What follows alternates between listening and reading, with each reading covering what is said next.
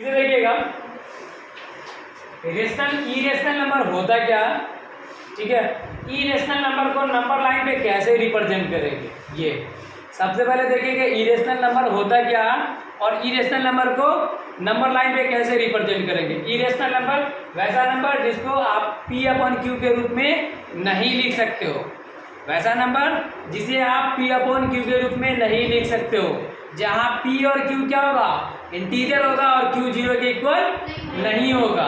या फिर आप एक और डेफिनेशन बोल सकते हो, वैसा नंबर जिसका डेसिमल डिस्ट्रीब्यूशन, या तो डेसिमल डिस्ट्रीब्यूशन क्या होगा, नॉन टर्मिनेटिंग नॉट रिपीटिंग होगा। एक तो नॉन टर्मिनेटिंग होगा, रिपीट भी नहीं करेगा, ठीक है। उसे हम क्या कहते हैं, इरेशनल नंबर कहते हैं। जैसे आप यहाँ देखिए √2 एक इरेशनल नंबर है, √3 इरेशनल नंबर है, √5 इरेशनल नंबर है। इस तरह से आप जहाँ तक जाइएगा, ठीक है। तो हम क्या करते हैं, देखिए तो √2 है ना, तो हम एक क्या करते हैं, एक्स एक्सिस ले लिए, ठीक है, जहाँ 0 से स्टार्ट किए, 0 1 2 3 4 5 आगे तक जाएगा। वाई एक्सिस में भी ले लिए, ठीक है। हम क्या किए हैं, AO एक पॉइंट लिए जो एक यूनिट को शो कर रहा है। AO एक पॉइंट है जो एक यूनिट को शो कर रहा है, और OB भी क्या एक पॉइंट लिए, कट किए जो एक यूनिट को शो कर रहा है। उसके बाद हम क्या किए, A को B से मिला दिए, A को B से मिला दिए। तो आपको यहाँ देखिए तो AOB एक राइट एंगल ट्रायंगल बन रहा है कि नहीं बन रहा है, क्योंकि एक्स एक्सिस हमेशा वाई एक्सिस के क्या होता, परपेंडिकुलर होता।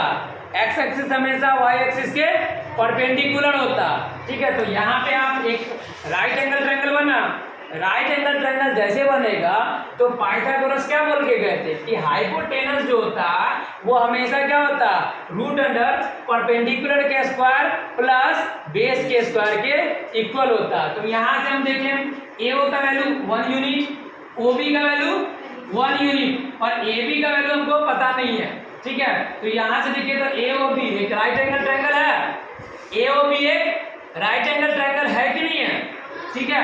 तो यहाँ से पाइथागोरस ट्रिपलेट लगा, AB इक्वल टू क्या हो जाएगा, √अंडर OA का स्क्वायर प्लस OB का स्क्वायर। OA आपको यहाँ से देखिए एक तो होगा परपेंडिकुलर, दूसरा बेस हो जाएगा। तो यहाँ से देखिए OA 1 है, 1 का स्क्वायर 1 ही होता और 1 का स्क्वायर 1 ही होता, 1 1 2 √2 बाहर निकलेगा, रूट के अंदर से नहीं निकलेगा। अब हम जरा देख लेंगे, √2 है। अब क्या करेंगे कि हमको √2 को कहाँ रिप्रेजेंट करना, नंबर लाइन पे। √2 को कहाँ रिप्रेजेंट करना, नंबर लाइन पे। उसके लिए हम क्या करेंगे, कंपास लेंगे, कंपास का आप क्या करेंगे, वो नीडल जो होता यहाँ पे A पे रखेंगे, ठीक है। और पेंसिल से क्या करेंगे, ये नाप लेंगे B तक, जो डिस्टेंस आएगा उसको क्या करेंगे, कर्व है ना, जो कंपास को क्या करेंगे, फ्रीली घुमाएंगे। एक्स एक्सिस के जिस पॉइंट में जाके वो टच करेगा वो किसको शो करेगा, √2 को। एक्स एक्सिस के जिस पॉइंट पे जाके वो टच करेगा वो किसको शो करेगा, √2 को। इस तरीके से आपका √2 क्या हो गया, रिप्रेजेंट हो गया एक नंबर लाइन पे। समझ में आया, समझ में आया जी।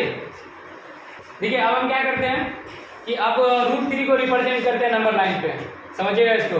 √3 को अभी √2 को रिप्रेजेंट किए थे ना, √2 को क्या किए थे, यहाँ से A को B से एक पॉइंट ले लिए थे, और जब हम क्या किए थे, वो कंपास को जहाँ तक कंपास से जहाँ पे आके कटा था वो क्या क्या किसको शो किया था, √2 को। अब हम देखिए उसको जहाँ पे वो कटा उसको हम A' मान लें। अब हम A' से एक परपेंडिकुलर डिस्टेंस ले लिए, A' से एक परपेंडिकुलर डिस्टेंस वाई एक्सिस पे ले लिए, फिर से हम 1 2 3 मान लेते हैं, ठीक है। तो हम यहाँ पे एक पॉइंट ले लिए जो B के ठीक सामने होगा, मतलब जितना OB का डिस्टेंस होगा उतना ही A' B' का डिस्टेंस होगा, मतलब 1 यूनिट मान लिए। तो अब क्या कि A को B' से मिला दिए, तो A को B' से मिला तो आपको देखिए तो एक ट्रायंगल क्या बन रहा है, A' B' एक ट्रायंगल बन रहा है, A' B' एक ट्रायंगल बन रहा है, क्यों नहीं बन रहा, राइट एंगल ट्रायंगल बन रहा है। तो ये राइट एंगल ट्रायंगल में हम क्या करेंगे, देखिए तो A' का वैल्यू कितना है, यहाँ से यहाँ का वैल्यू √2 है और A' B' का वैल्यू 1 है। तो A' के बीच का डिस्टेंस कितना, आपको √2 है, ठीक है। A' B' के बीच का डिस्टेंस कितना, 1 है।